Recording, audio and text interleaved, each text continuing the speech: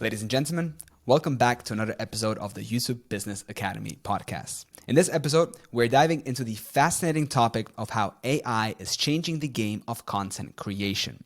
With the rise of superintelligence, it's natural to wonder what is going to be the determining factor that will stand between those who create content that attracts attention and those who don't. Joining me today is my co-host Ron, and we'll be exploring some of the key factors that may influence success in this new era of content creation with AI. From creativity and understanding the audience to technical skills and business acumen, we'll be covering it all. So sit back, relax, and learn how to thrive in the age of AI-powered content creation. Ron, how Exactly. are you doing today? I'm doing great, and I think we have a very interesting topic today. And I also think a lot of people that are listening right now already have used, I think, ChatGPT since it's being out now for, 2 months, the 3.5 version. Yeah. Quite a while. It's been out for a while. Yeah, and 2 weeks ago, as of recording right now, ChatGPT 4 came out, and I'm using it as well, and it's really crazy. And I think, in this podcast we can have a talk about it, because it will impact the whole YouTube game. It is already impacting the whole YouTube game. What's the difference you're seeing between 3.5 and 4? It's a little bit more detailed, and you can give it certain prompts that will, for example, make a video script, give it more personality, So, for example, I'm using it for some scripts for another channel, and I tell ChatGPT 4 to really include some personality as if he's speaking towards the viewer more to make it more engaging. And he adds certain small things to certain sentences to make it sound more natural instead of it's just spitting facts or making a story. So it's more suitable right now for my voiceover because it has some elements for example, he says something and then the script that he wrote is oh, that's crazy, right? So after a complex sentence or a fascinating sentence, he adds wording like that so the voiceover can make it more personal, So that's the biggest changes I've seen. And in terms of explaining things, or it's basically understanding prompts better if you're specific with your prompt. So right, yeah, that's the biggest change. Do you mind sharing with us maybe a prompt that you really like? Because you mentioned that you've been asking it to include more personality. So do you mind sharing with us how do you structure your prompt? Because I think that's going to be a big thing nowadays. It's sharing, okay, how do you do your prompting? For a new channel that I've been starting out, I've been using, for example, this sentence. And with ChatGPT, it's very important that you tell the AI that it's now a certain person. So I start off my prompt with, "You are now a YouTube expert that knows exactly how to come up with video topics, video titles, and thumbnail concepts that will generate millions of views. You know exactly how the human psychology works and what makes the people click on a YouTube video. Your audience on YouTube consists of people that are interested in," and then you insert your niche or I don't know. So basically you're telling exactly what ChatGPT needs to be and what kind of people he needs to attract. Then I also say, based on some successful YouTube videos that went viral, I want you to think of 15 new video topics, matching video titles and thumbnail concepts that will pique viewers' curiosity. Here are the examples. Then I will give about 3 examples with a video title, a topic, and a thumbnail concept. How do you describe the thumbnail concept? What I do, for example, is if there's a person on the thumbnail, I say this person is on the thumbnail. He's looking like this. He's looking sad, or he's happy, or basically the expressions on his face. Mm-hmm. Then I say the color scheme. It has a dark background or a light background. It has certain text on it, and I just mentioned the text phrases. And that's basically it. So mostly the general stuff that you see. So that's a pretty detailed prompt right there. Yeah. So because if you give a couple of examples, the ChatGPT will also know, okay, this is the kind of structure he's looking for when I give more examples. And he basically can use that as a base. And because you're inserted new information about the audience and stuff like that, it can pretty easily generate some new topics, titles, and thumbnail concepts. And for me, it's working pretty well. So yeah, that's a prompt, one of the prompts I've been using. And how are you like? Are you liking the results that it's giving you, ChatGPT 4? Yeah, I do. Like, not all the topics, of course, are like matching. Yeah. But the thing is, it's generating like 10 or 15 video ideas out of nowhere, and one or two are maybe pretty interesting. And from there, you can send it in a certain direction, and from there you can make more of that variant. So yeah, you start broad. Yeah. Can you take us like now deeper into the process of, okay, like you asked for 10, 15 ideas, and then you start, okay, you get like one or two good ideas. How do you refine and go deeper into expanding those, and what does that process look like for you? Yeah, for example, if you just ask ChatGPT to generate 15 topic ideas about a specific niche, the topic ideas itself will be like all over the place. So it's like multiple topic ideas. But if you see, for example, one topic idea that's interesting, then you can copy that one and say, hey, make more topic ideas that are based on this idea. So basically you're starting broad, and then once you find a certain interesting topic, you start to narrow it down and give it specific input based on that specific angle. So yeah, I can't really come up right now with an example without like revealing my whole niche myself, because I have the prompts in front of me. But it's basically, you start broad with ChatGPT just to get ideas. And from there, you probably find one or two interesting angles. And based on those angles, you can use that information to get more variants of it, basically. Yeah, that's super interesting. I've myself been exploring different AI tools, including ChatGPT as well. And, I'm just super fascinated by the technology. And I listened to the Sam Altman podcast with Lex Friedman. I checked it as well. Yeah, super interesting as well. And I think, the future is really bright for humanity and for, everyone, basically. I think AI overall is going to have a tremendous positive net benefit for, the civilization, period. Yeah. Quick note, if you're like a thumbnail designer or a video editor or a script writer, it's maybe different, because you're going to be replaced soon. Or you need to understand. So? Yeah. For script writing, for sure. Especially with ChatGPT 4, with the difference I see. I talked to you like this morning, Quebecop, big YouTuber. He's fully into AI right now. Yeah. And he's already trying out to have like AI for like moving elements. So basically for video editing. And he has like a lot of gaming channels. And because with gameplay, you have so much data to put in the AI and how it looks like. Maybe like a year from now, you can say, hey, generate gameplay of Fortnite. I'm doing these kind of kills. I have no idea. I never played Fortnite. But you can basically tell the AI to generate gameplay that does specific things. Okay. Then you don't need to film anymore. Let me play the devil's advocate here. So, this AI, right, ChatGPT in particular, is a tool, right? That's what Sam Altman talks about, because they were discussing back and forth, and then Lex said, oh, it's him or her, or it's an it, right? So referring to ChatGPT, and Sam said, like, it's an it, right? Because it's a tool, right? It's technology. And so they were arguing also about, like, does it have consciousness or not, right? And they both agreed that it doesn't have consciousness. But, we are at the very early stages of, this AI revolution. And what's interesting is that everything that, ChatGPT knows comes initially from the human knowledge, right? So the question is about creativity and originality, right?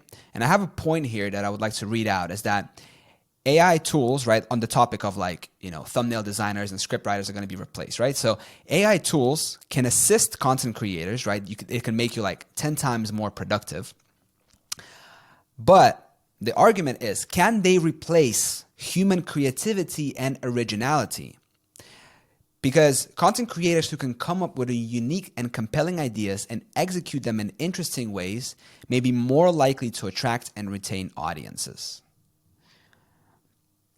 So sure, you can ask ChatGPT to, give you 10, 15 ideas and write a script, and, not in the near future is going to, give you thumbnails and edit your videos and whatever, right? But it knows all of that because there was human input. But what if you stop giving it human input? It's going to stay at that same base level.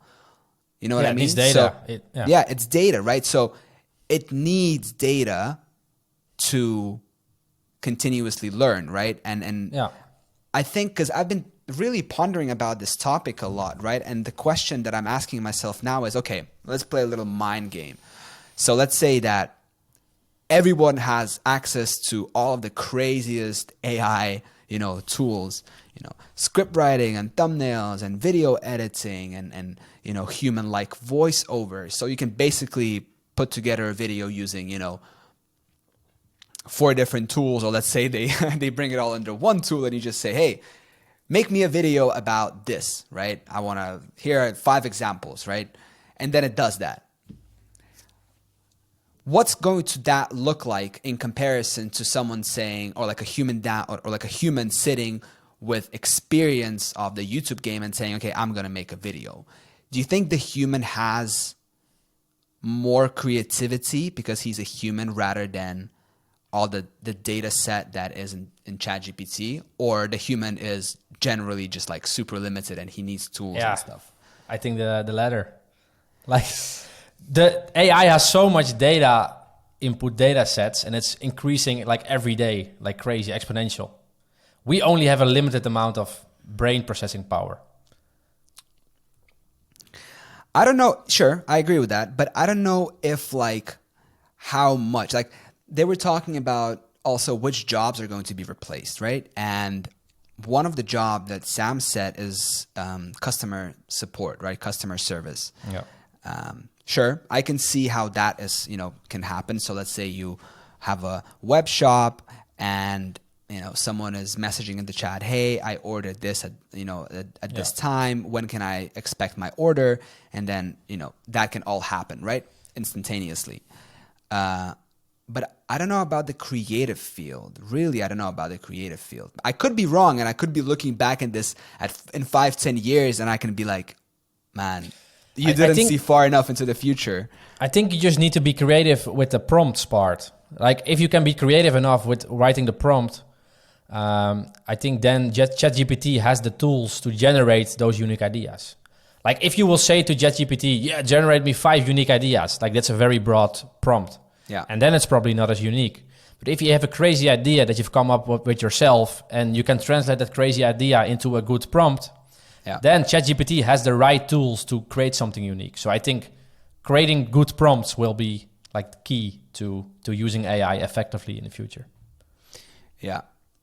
One thing for sure that AI tools right now are doing is making you way more productive, like 10 times more productive.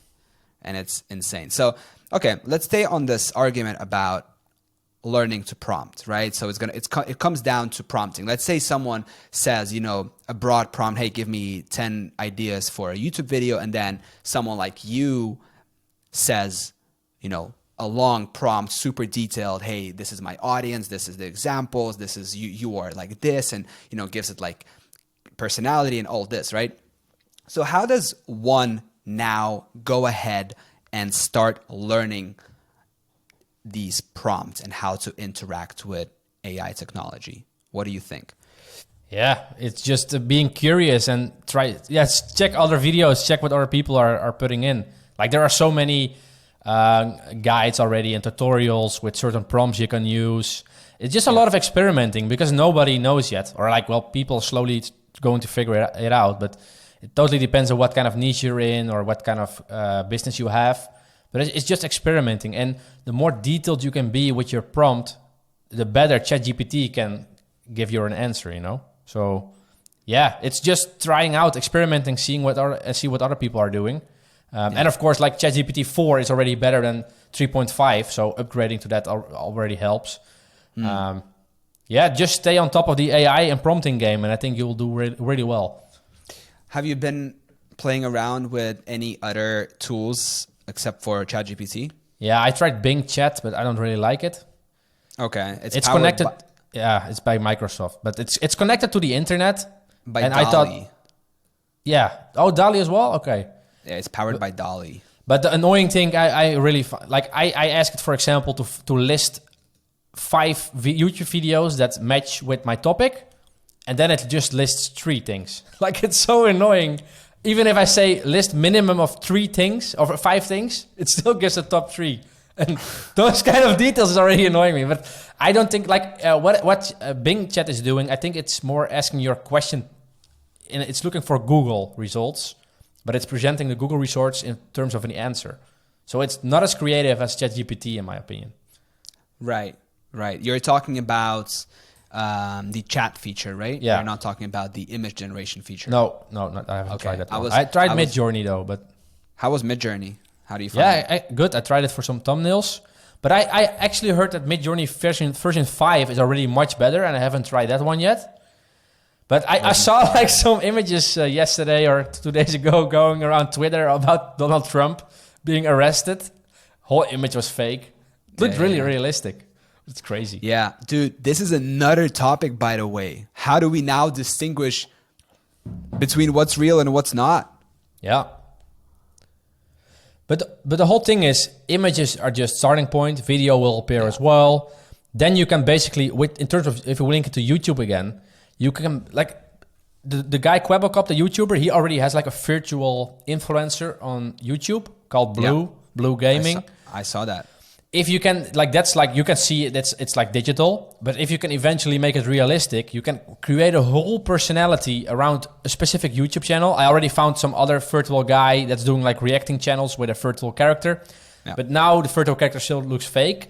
But if it doesn't look fake anymore, you can create any personality you want. You can create any AI voice you want. You can do all the scripting automated. You can do the titles automated. The video editing will probably be automated eventually as well. You can run so many YouTube channels that's just fully automated in the future. So the next step, logically, is text to video. Yeah. And I watched a YouTube video by, I can't remember his name now, but he was basically showing a text to video tool on huggingface.co. It's like a space there, and people make these different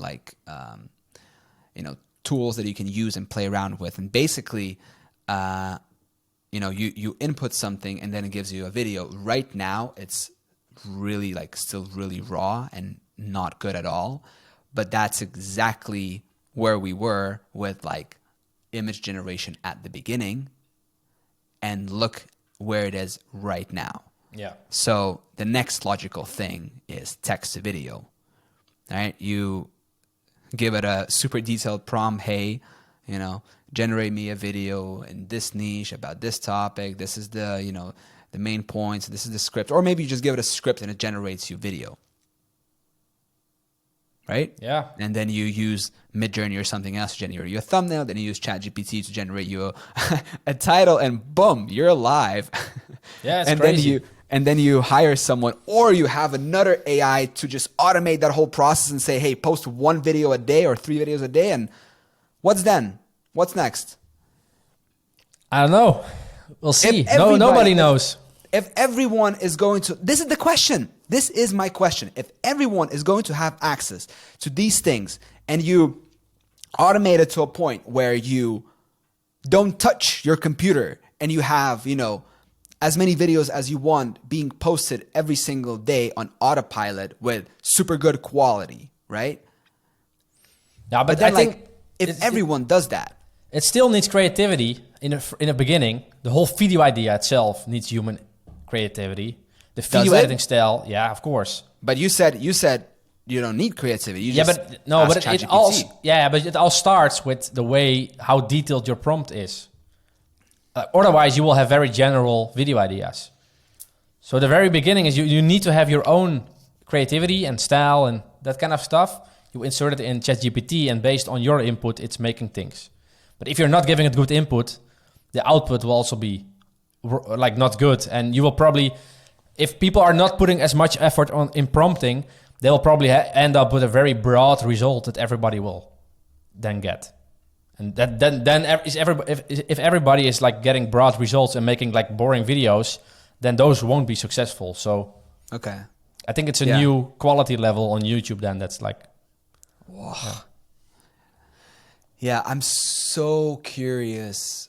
I'm trying to like imagine in my head a reality where, you know, that scenario, right? Where it's like everything is automated and, you know, everyone has access and, you know, it's like all AI driven. Like what's going to be then the determining factor between the videos, not the videos. Let's put the videos aside. The people, right? Because like we're humans at the end of the day, right? And the videos being watched on YouTube are being watched by humans, right? So what's that going to look like in terms of which videos are going to be getting attention and not? Because let's say in the faceless world of YouTube, you can generate like a typical faceless video with fully AI, right? Top 10, I don't know, weirdest animals that you don't know about, or, you know, MMA or Mike Tyson or whatever, right? We all have seen those channels. But then like if everybody can do it, what's going to stand out? Because when everybody does it, then it's not it's original. A new baseline. Yeah, it's like if everyone does it, then that's the baseline and that doesn't get like... But that's a natural process. Like the top 10 that you just mentioned 5 years ago, it was fine.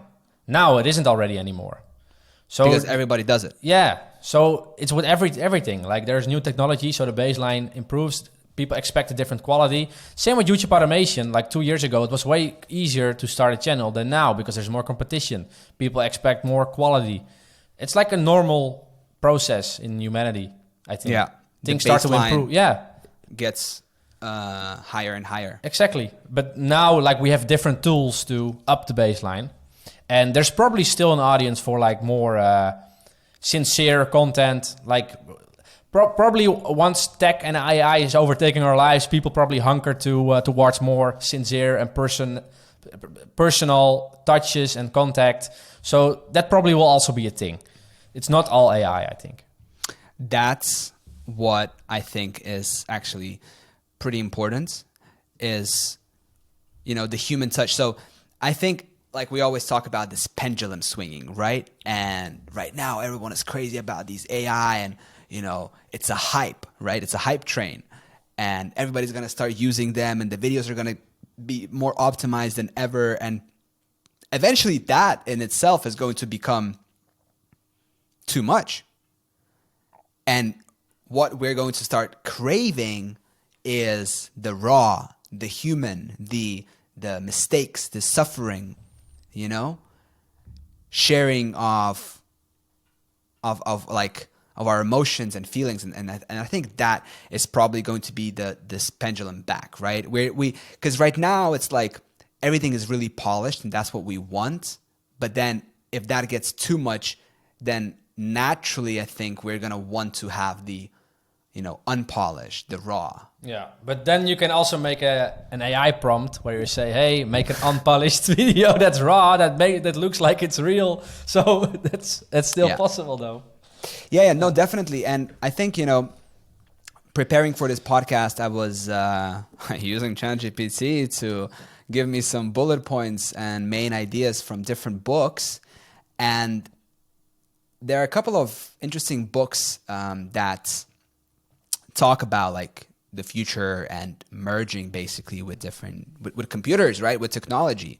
One of the book is called The Singularity is Near by Ray Kurzweil. And the second one is called The Fourth Industrial Revolution by Klaus Schwab.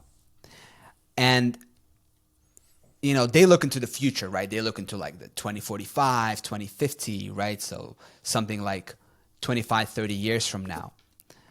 Because this is just the beginning, right? What we're having now, ChatGPT and everything, that's just the beginning, right? So to me, it's always fascinating to try to think, you know, so far ahead that it's even hard to imagine, like, how is that merging process going to look like? between humans and computers. Yeah. We probably become one. Singularity. Yeah. Yeah. We're already one, by the way. If you see how much hours people spend on their phone and a computer. Yeah, cyborgs. Yeah. But I mean, we still got to go to the toilet. Yeah, for now. You never know. I don't know. Yeah. So the question is, are we ever going to not need to go to the toilet? Like, let's say you and I right now are recording, a podcast episode, right? But is it ever going to be that we can, before or after, we probably need to still go to the toilet. But like, is there ever going to come a point where our kids or grandkids can record a podcast, or is that going to be even a thing? I don't even know, and not need to go to the toilet. You know what I mean? Yeah, I think everything is in the end is possible. Like, it's pretty scary. Like on the long term, like I think it's scary. Not really scary, but like there are a lot of things going to change, and if you're not prepared for it, then it can be scary.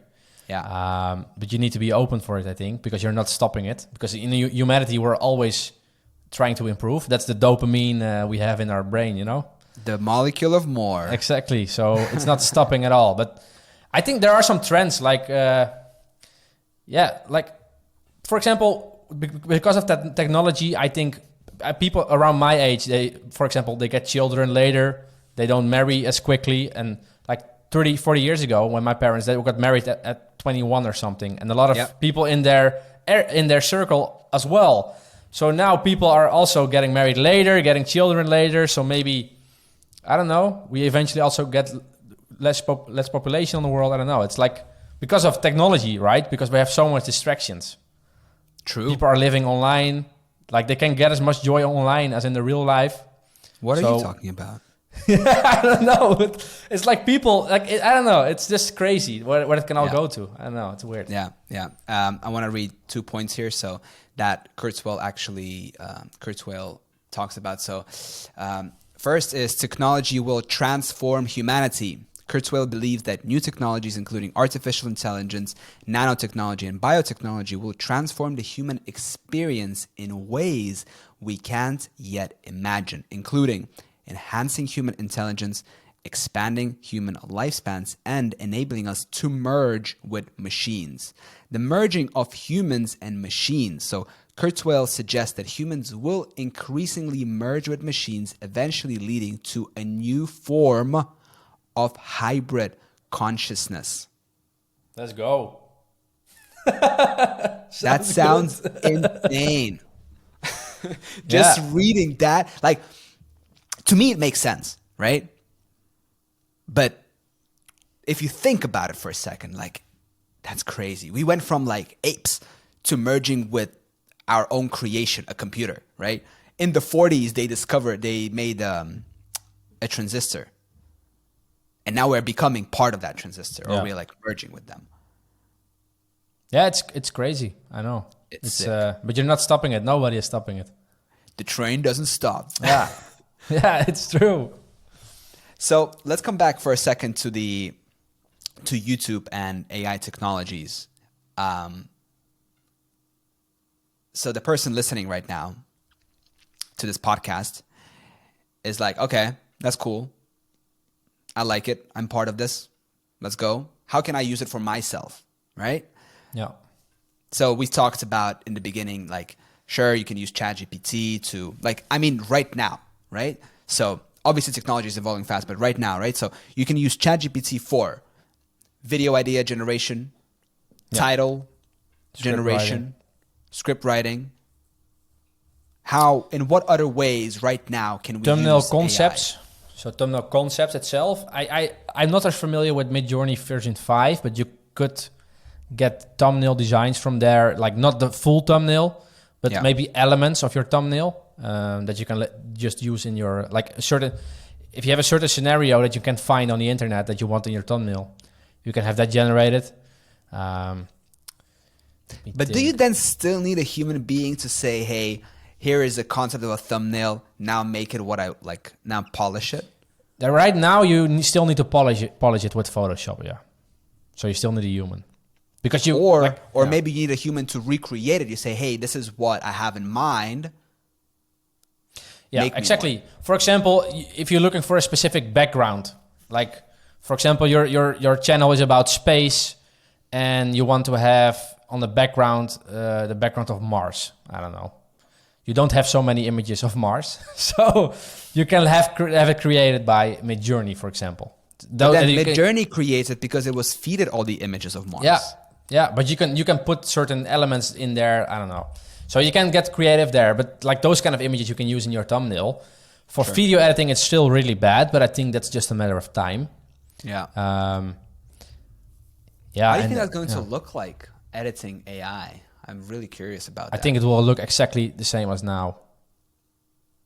Like so you give it a raw file and you say, hey, here's a crazy ass prompt, make it? Yeah, because it has basically, let's say just for example, the tool has all the YouTube videos in the database, everything. You can just say, hey, make the intro like Sunny V2, do the transitions like this, that kind of stuff. So that's crazy. Yeah. So then the editing is just like in the end, editing is also a lot of people use templates and certain flows to make editing easier because I think you notice I haven't done much editing, but if I talk to my video editors, they have like certain ways of working to speed up certain elements. They use flows or templates and stuff like that. Yeah, that's also something that ChatGPT can use eventually if you have like a video editing version. Yeah, I don't know. I think eventually everything will be possible through AI. Voiceover is already possible. It's getting better and better. The crazy thing, but for example, I saw today Quabocop did a vlog as well, and he was in the airplane. He filmed himself, but the audio was really trash because he was in an airplane and a lot of background noises. And they put his AI voice over his actual voice to make it sound like a podcast voice, and it sounded amazing.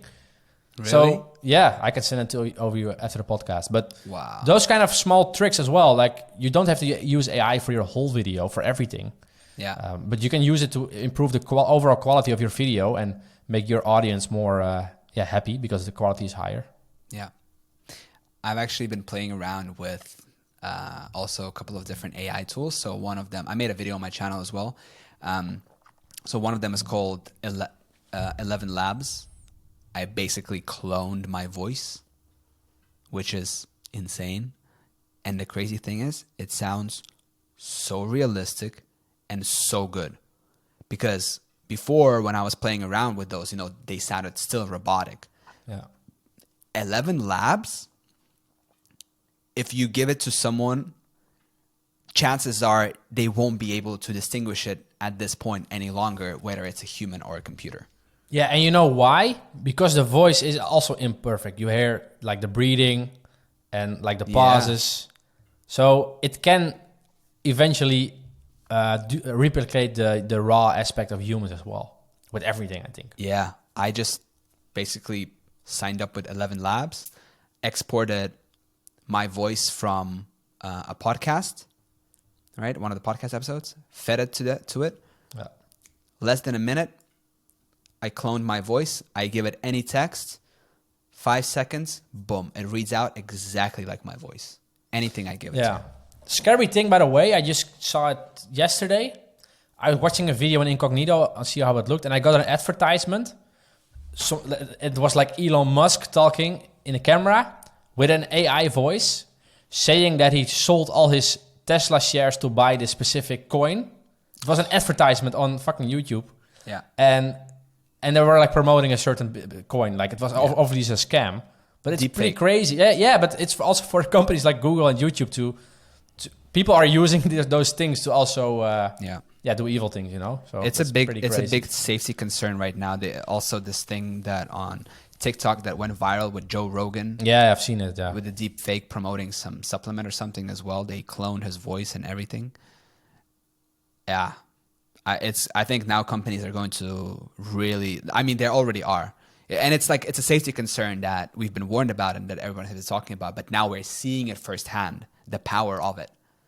Yeah, we will probably get an AI decoder or something, some tool. I think there probably already is. Yeah, they can analyze like, hey, is it a deep fake? Hey, is this voice fake? Probably some elements to it you can see. The battle of AI. Yeah. But yeah, it's exciting. I think. Another tool that I've been using is called DID. What kind of tool is it?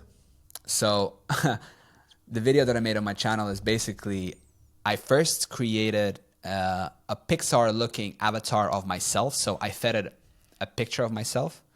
And then I said, hey, based on this picture, create a Pixar looking avatar. And it did. And I was handsome. And then what I did, I took that image and I put it into DID, right? And what DID does, it animates the avatar. So it moves the head, the eyebrows, like all the mimics of the face. Comes to life. Yeah, it comes alive. The thing that I just created of myself, a Pixar avatar. And then I used 11 Labs to create a soundtrack of whatever I wanted it to say. And then I just connected that to the DID. And boom, I have a Pixar looking avatar animated saying exactly in my voice what I wanted to say. And to link it back to YouTube, that could be like a personality attached to a fully automated YouTube channel. Yeah. Like that's amazing. Like the host. Yeah. Exactly. I think it's called like VTubers. Colin and Samir covered it in one of their shorts. It's like, yeah, VTubers, virtual YouTubers. So, and crazy thing is there's demand for it. So people watch it. Yeah, especially children. You know, they watch like TV shows, all cartoons. And now their cartoons are alive on internet with new episodes coming out every day and playing their favorite game. And like children or kids don't mind. People also watch anime of our age. I never get that, but people watch it. I never watched anime. Yeah, me neither. But like there is certainly demand for it. So yeah. But I think that's a very interesting concept of creating a virtual YouTuber, giving it a personality, like, and then creating content around that personality. Yep. And maybe that person reacts to videos or something. I don't know. Yeah, I there's one example. It's like a digital cat. It looks like a cat. I saw that one. You saw that one, and it's reacting to videos, and it's monetized. The channel. Is there a person behind that cat who is talking? I don't know, but it could be a AI voice because the voice it sounds really fake because it's a cat, so it's a very high pitched voice. So I think it's AI, and the channel is monetized, so that's crazy. Yeah, and you can basically make unlimited content. So, yeah you're not really limited by anything. And what I wanted to say is if you eventually build a successful channel, it's very easy to sell the channel because you're building a digital asset that's fully automated and fully separate from yourself. Right. And someone would ask, okay, but like if it's fully automated, you know, if it's creating content and generating you revenue, like profit, then why would you want to sell it? Yeah, of course. But still, like if you're getting so good at thinking of creating personalities and building up the systems, like it's basically with AI, you can build like multiple companies very seamlessly. If you know what you're doing, like still YouTube is still very hard, of course. But it's definitely making things a lot easier the upcoming months, years. Yeah, I think so. It's so interesting to see how the next 6 to 12 months are going to evolve. And I think to close this up, I want to talk about this interesting point here is that, you know, so everyone is super excited about, you know, this AI and, you know, I open up my YouTube, all the videos recommended are like that. Obviously, that's showing what I'm interested in as well. But, you know, looking back on the past, you know, several years, we had the crypto hype, right? Everyone was it's still there. I have no idea. I don't follow it. But like, people don't talk about it too much. So to me, it seems that like it's not that hot anymore. But, you know, crypto was hot and everyone was like, dude, you don't understand. This is the future of financing. This is how we're going to do it, right? And it was like everywhere. Anywhere you go, anyone you talk to is like, oh, you got any crypto? Right? And then it's like NFTs, right? And all this.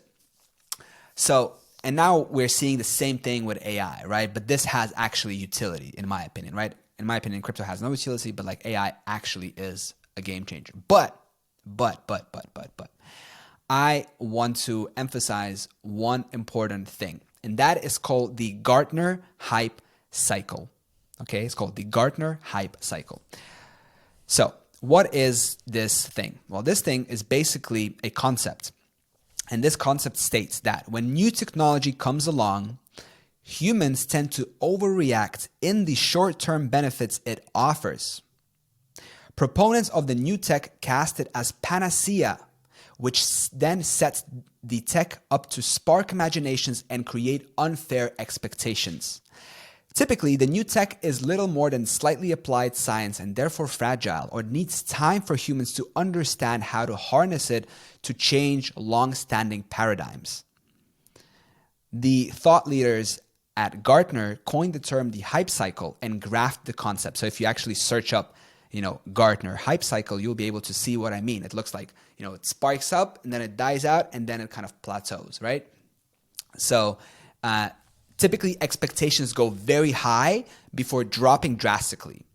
This all proceeds to the long climb to actual utility of the tech is achieved broadly. For example, in September of 2022, NFTs are in the trial prior to the slower and more steadily climb to actual utility. Okay, so does that make sense? Yeah, I think so as well, because right now, like when ChatGPT came out, everybody used it, but not for everybody it's as useful. Like if you're just working a regular job, you can do some emails with it maybe, but it's not likely you're going to use it. So I think a lot of people that can use it in the daily life, they're not using it anymore. But if you're like in the script writing and that kind of stuff, I think you still have more value or you can get more value out of it. So then you can still use it. So I think it makes sense, but once AI will get more features for a wider audience, then I think it will be adopted by more people, but we don't know when. Yeah. Just a note of caution. Like, it's good to be aware that initially there's going to be a lot of hype and inflated expectation, and staying calm and rational and trying to look at things objectively at all the technological advancements happening is, I think, going to not set you apart, but give you a more, realistic and objective view of what's actually happening. Like, sure, like ChatGPT is amazing, and this is probably one of the best techs, that we've had ever, right? It's all of the human knowledge and wisdom, coming through all the years, right?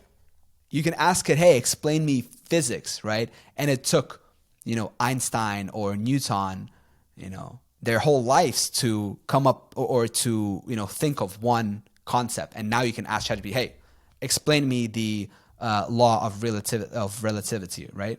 And then boom, you have it. But just know that it's going to peak, right? The expectations of what AI can actually deliver. Then it's going to